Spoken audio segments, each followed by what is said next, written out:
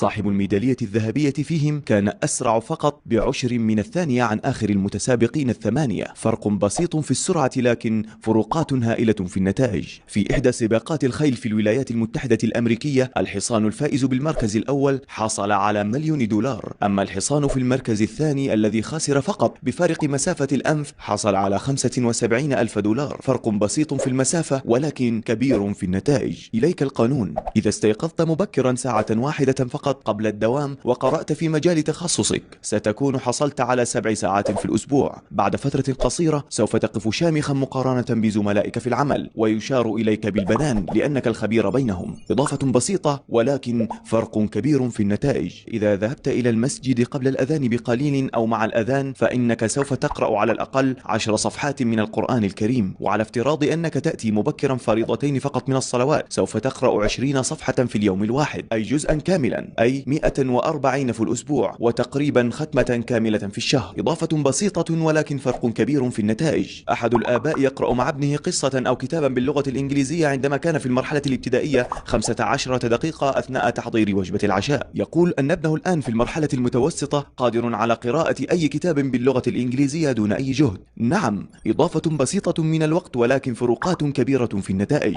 الخلاصة: مارس قانون الإضافة البسيطة في كل مجالات حياتك. انظر إلى عملك، إلى علاقاتك، إلى صحتك، إلى أبنائك، وفكر ما الذي يمكنني إضافته لأصنع الفارق. ستجد أن هناك الكثير من الإضافات البسيطة. قانون الإضافة البسيطة هو خيار رائع ومفيد جدا لمن يجد في وقته زحاما شديدا بسبب الوظيفة أو نحو ذلك. فكيف سيستفيد من هذا القانون من كان فارغا أكثر اليوم والليلة؟